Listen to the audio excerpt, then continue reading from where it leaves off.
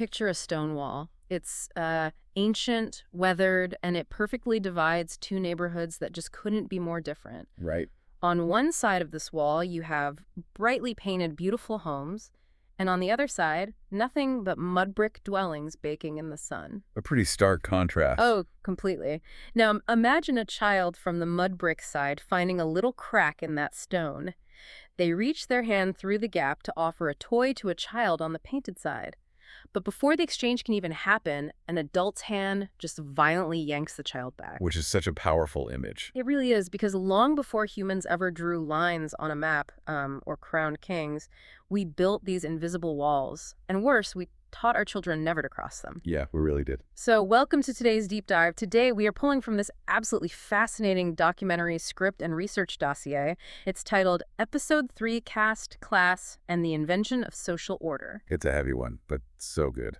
Yeah, it is. Our mission today is to figure out how humans actually invented social hierarchies, why our brains are seemingly, hardwired to accept them, and, this is the cool part, how these real historical systems of control are perfectly mirrored in the fictional, authoritarian world of San Vitae. We are essentially looking at the architecture of oppression itself. Exactly. Okay, let's unpack this. Set the stage for us. Right, so the core premise of this dossier, it really strips away all the complexities of modern economics. It gets down to the oldest stories humans tell about, who belongs where. Because it's not a natural thing, right? Like gravity? No, not at all. Caste, class, order, they are not natural phenomena. I mean, way before we had written laws, we had this fundamental, almost primal need to categorize each other. To basically look at another human and say, this is your place and this is my place. Exactly. And the dossier treats this not as some tragic accident of history, but as a highly engineered system, like social architecture. Which means we have to look at the blueprints. And looking at the sources we have, the sheer variety of these blueprints across history is just staggering. It really is everywhere. Yeah, I mean, this isn't just one bad dictator in one isolated country making up arbitrary rules. This is a chronic human habit. A global habit, yeah. The research dossier actually zeroes in on 3 distinct historical models just to illustrate how universal this architecture is. Let's start with India, because that one is, well, it's incredibly rigid. Right. If we start with India's ancient caste system, we're looking at one of the world's oldest and most rigidly defined social hierarchies. At the top, you have the Brahmins, the priests and scholars. Then the Kshatriyas, right, the warriors and rulers. Exactly. Then the Vaishyas, the merchants, the Shudras, who are the laborers. And then, and this is crucial, physically and socially excluded from that structure entirely, you have the Dalits. Historically referred to as outcasts. Yes. But what the dossier makes really clear is that this wasn't simply a matter of the Brahmins, having more money. Right. It wasn't just, I'm richer than you. No, the mechanism enforcing this was a deeply ingrained religious cosmology based on the concept of purity. It was literally, I am fundamentally spiritually different than you. Wow. And that spiritual difference dictated, the absolute minutia of daily life, didn't it? Entirely. The concept of purity meant that contact with lower castes was treated as a spiritual contagion. Like a literal disease. Basically, yeah. Yeah. We were talking about strict rules regarding who could share a water well, who could prepare food, even whose shadow was allowed to fall across a certain path. It's just a shadow. That's intense. It is. The invisible wall in this system was woven into the very fabric of the universe. If you challenged the caste system, you weren't just protesting unfair labor conditions. You were protesting the cosmos. Exactly. Now, contrast that with the medieval European estates. Right. Completely different continent, totally different theology. Different theology, but we see a shockingly similar blueprint. You have the tripartite system, those who pray, which is the clergy, Those who fight, the nobility. and those who work, the peasants. But the mechanism here wasn't about spiritual purity, right? No, it shifted. Uh, Here, it's about the physical control of land, backed by divine right. I mean, the physical architecture of a medieval society tells the whole story. oh, like the castles. Yes, you have a massive stone castle built on a huge hill, overlooking these tiny mud hovels in the valley below. So it's very literal. God is in the heavens, the Lord is on the hill, and the peasant is literally down in the dirt. It is a perfect visual representation, and that hierarchy was legally reinforced by tithes, serfdom, and of course hereditary bloodlines. Okay, so then the dossier shifts focus to the east, looking at Confucian social harmony. And I gotta say, this one feels a bit different in its execution. How so? Well, it isn't necessarily maintained by the threat of a knight's sword or, like, Yeah. the fear of spiritual contamination, you know? Right, right. In the Confucian model, hierarchy is framed as a profound moral duty. The idea is that the universe is harmonious only when everyone fulfills their specific subordinate role. Right, so it's the ruler over the subject, father over son, husband over wife. Exactly. And the enforcement mechanism here is just immense social pressure. Rituals, filial piety. Just the sheer shame of disrupting the social harmony. Yeah, that shame was enough to keep individuals firmly in their assigned roles. So, across all three of these wildly distinct cultures, the inescapable thread is that a person's place in society is not chosen, like at all. It is assigned. Completely assigned at birth. You know, it reminds me of sitting down to play a tabletop role-playing game, but you don't get to roll your own stats. Oh, I love that analogy. Right. You don't get to pick if you want to be a wizard or a rogue.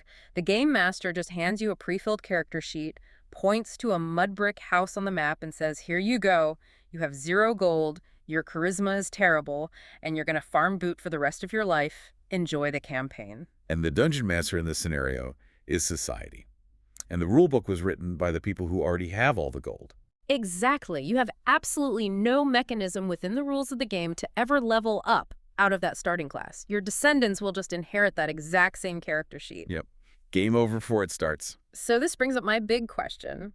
If the game is so obviously rigged from the moment of birth, why on earth did the vast majority of people who were inevitably at the bottom of the pyramid agree to keep playing? It's a great question. Right. Like, if you are a serf in medieval Europe or a Dalit in ancient India, why not just flip the table? Well, what's fascinating here is that we have to move out of the realm of history and into the biology of the human brain to really answer that. Okay, color me intrigued. Humans are biologically wired to seek stability and avoid uncertainty.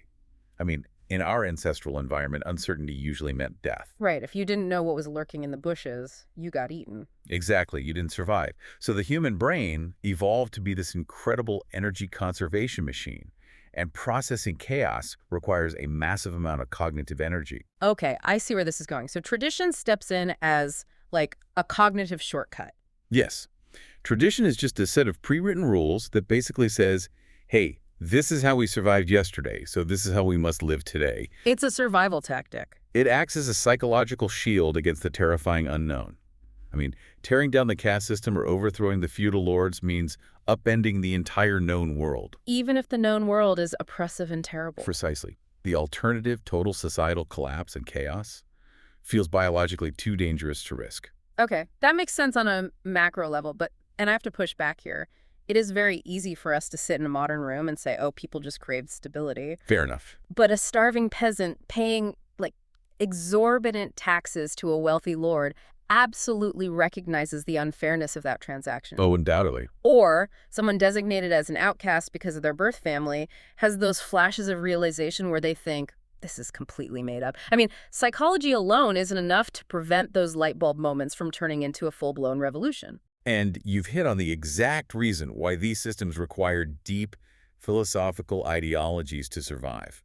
Fear of chaos might keep people quiet for a generation or two. But not for centuries. Right. To hold a rigid hierarchy together for centuries, you have to convince the people playing the rigged game that it isn't just tradition. You have to convince them it is a fundamental law of nature. Wow. Okay. The dossier outlines this grand philosophical debate, starting with what it calls Argument 1.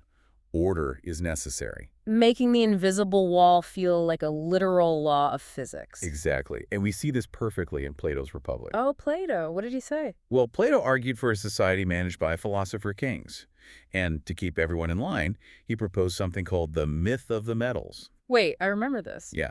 He suggested teaching the citizens that the gods had mixed different metals into their souls before birth. Right. The rulers had gold souls? The auxiliaries had silver, and the farmers and craftsmen had iron and bronze souls. I mean, that is just incredible marketing for inequality. Sorry, you have to do all the heavy lifting in the fields. You just have a bronze soul. Don't blame me. Blame the metallurgy of the universe. It's brilliant, honestly. Okay. And it's highly effective because you are teaching it as an objective truth to children. If you genuinely believe your soul is made of bronze, you don't demand a seat at the golden table. You just accept your fate. You do. And religion is frequently utilized to sanctify this hierarchy too.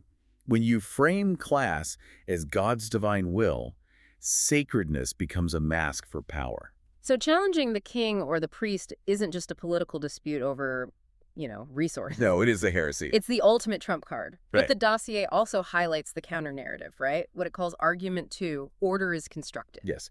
And the Enlightenment thinkers were the ones who really began to swing a sledgehammer at that stone wall. They shifted the perspective. They did. From God put the king on the throne to we made the king and perhaps we shouldn't have. They introduced the radical idea that inherited status was actually an artificial constraint on human potential. And the dossier uses modern sociology and anthropology to back that up, right? It does. Modern sociologists can mathematically prove that class is maintained through man-made institutions, not natural laws. Like how so? They track metrics. For example, how a child's starting zip code is the absolute strongest predictor of their life expectancy and lifetime earnings. Just the zip code, that's wild. Yeah, they map how wealth inheritance masquerades as meritocracy. The rules of the game are literally designed to keep the gold on one side of the board. And the anthropologists. They provide the historical proof. For roughly 95% of human history, we lived in relatively egalitarian hunter-gatherer societies. There were no fixed ranks, no hereditary lords. So what does this all mean? Like, when you synthesize Plato's noble lies, the divine right of kings, and the data from modern sociologists. It all points to one thing. Yeah, the ultimate revelation is that order is not something we discovered in nature. It is entirely designed by humans.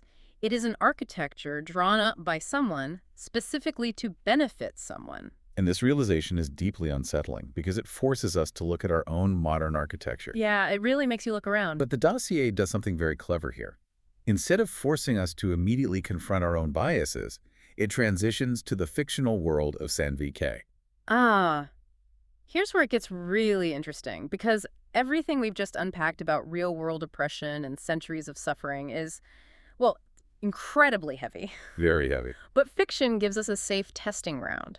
It allows us to examine these deeply ingrained human tendencies without our own modern cultural baggage getting in the way. Fiction operates as a perfect mirror.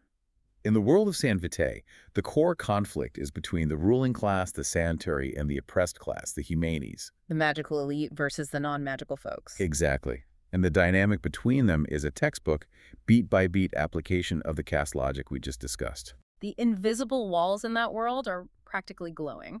The Sanitary claim an inherent, almost divine superiority over everyone else. I mean, it's a direct parallel to Plato's concept of the gold souls or the medieval nobility claiming divine right. Just swapped out for magic. Right. They justify their dominance through their possession of vitae, their inherent power. They frame this power as proof that they are meant to rule. It is the exact same historical mechanism.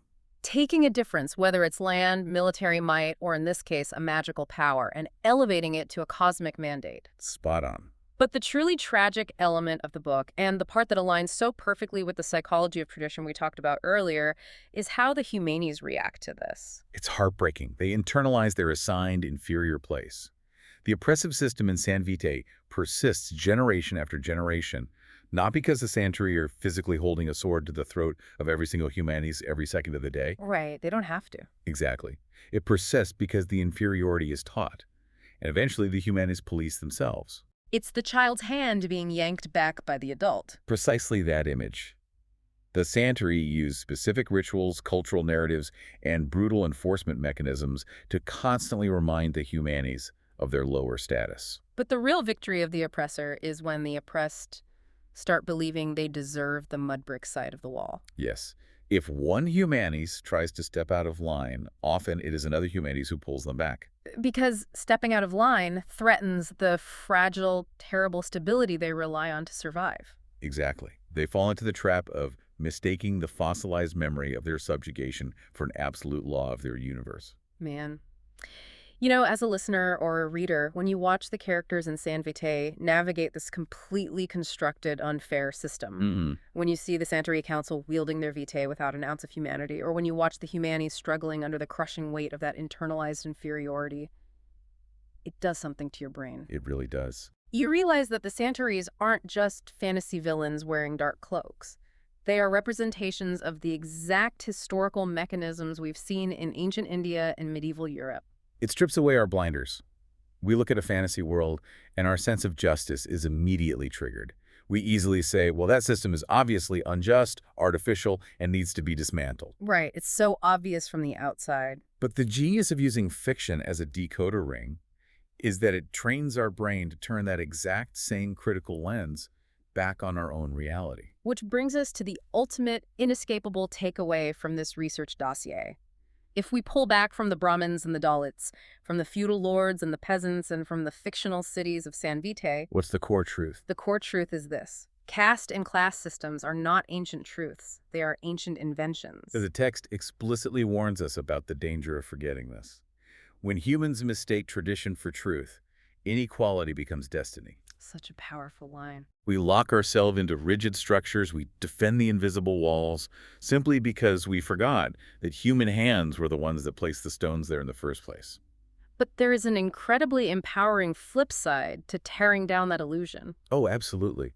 The dossier reminds us that if we can recognize a social order is entirely constructed, that it was designed by humans to serve specific interests, we suddenly reclaim the power to reconstruct it. Right. If a wall was built by human hands, it can be dismantled by human hands. Yes. We are not bound by a cosmic order, we don't have bronze souls, and we aren't spiritually polluted. We are only bound by the limits of our collective imagination and, well, our willingness to tolerate the architecture handed down to us. We don't have to keep playing the rigged game, No, we can refuse the character sheets. because the game only continues as long as everyone agrees to abide by the rules. So true. I want to leave you with a final thought to mull over as you go about your day. We've spent this deep dive talking about sweeping historical eras and the fantasy world of San Vitae. It is incredibly easy for us to look back at ancient caste systems or medieval estates and recognize them as arbitrary and deeply unfair. Of course. We can clearly see the cracks in their stone walls, but I want you to look around your life today, right now. What modern, invisible walls are you currently accepting as natural laws? That's the real question. Maybe it's rigid corporate hierarchies that dictate your human worth based entirely on a job title or a salary bracket. Or maybe it's academic pedigrees that decide who is allowed to speak in our society and who is expected to just sit quietly and listen. Or the algorithms. Yes, the algorithms that silently run our digital lives, deciding who gets seen, who gets heard, and who gets permanently buried in the noise. How many of these things are we accepting as unchangeable truths, when in reality they are just modern traditions, fossilized by the very people who benefit from keeping you exactly where you are? They're just blueprints. Exactly. The wall is still there dividing the neighborhoods. The question is, are you going to reach your hand through the crack?